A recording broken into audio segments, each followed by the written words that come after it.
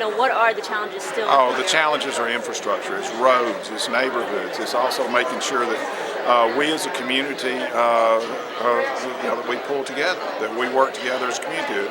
And the challenge also is as a large area, that we continue to work together with Madison, with Madison County, with the whole Tennessee Valley to try to bring us forward.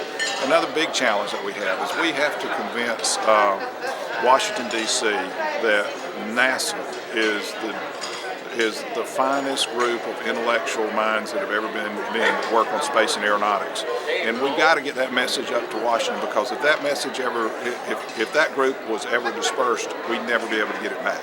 And so we have some challenges, but each challenge is kind of an opportunity also. We also got a question from a city employee who's kind of worried about next year. Can you address that one? Budget. We talked about budget. Budget is a tough issue right now. Looks like from all the indications we're starting to come out a little bit out of the budgetary times that we've seen and all the national indicators that we're getting.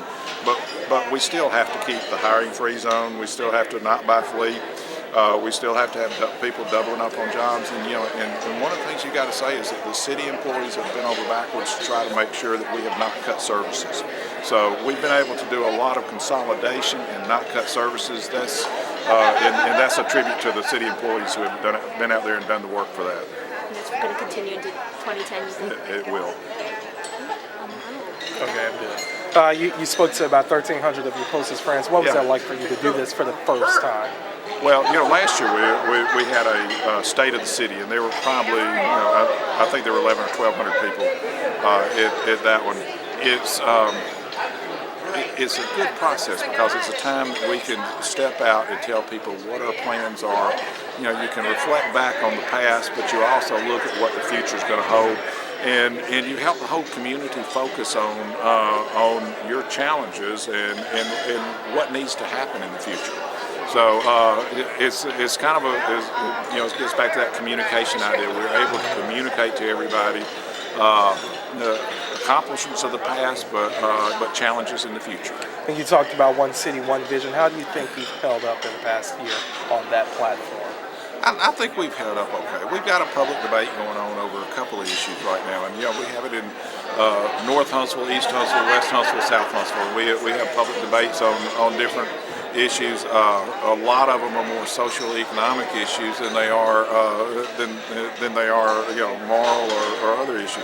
We're working hard on it, and I think we as a community need to have the debate, but then after the debate we get rid of the divisiveness, we get rid of the tearing apart, we come back together as a community, which we've done time and time again. Right. You always talk about that. A lot of people talk, the mayor hasn't done anything on housing.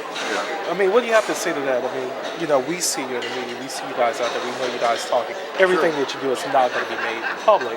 But how do you prove to these residents that, hey, you guys are not forgetting them, you're trying to work through the process? Sure, and that's part of your communication. Part of your communication is saying, hey, there's not a secret plan out there.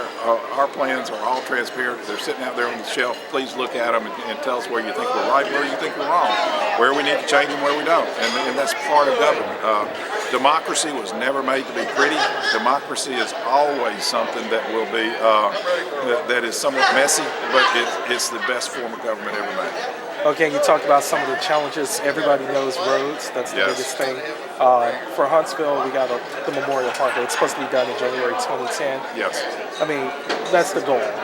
Are we really moving on pace for that? Are we really going to see it done in 2 months? And the good thing is, South Parkway is finishing up in January, February this year. Not this year, but in 2010. North Parkway, if the rain holds off, we'll be okay. North Parkway is a 18 to 24 month process, and that's on Sparkman and Max Luther. But the good thing is that the people building North Parkway just got finished with South Parkway, so they have the system down. And so they'll be able to move, I think, a little bit quicker on that one than they were on South Parkway. Okay, and talking about budget, because everybody cares about their tax dollar, what types of changes are we going to see? I like what you said, hold the line for 09. Our motto for last year was hold the line for 09. 10 may be thin, and we're looking at that.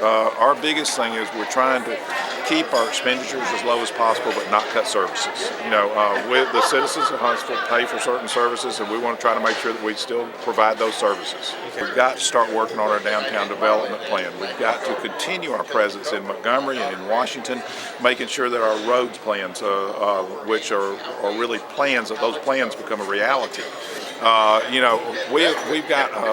We'll have a full plate. If you look up on my wall, there's something like 20 different action items that are coming up, and we've got to make sure that we have the proper infrastructure to handle the growth that's coming. And then the second portion of it is making sure that we maintain our quality of life after this growth comes in.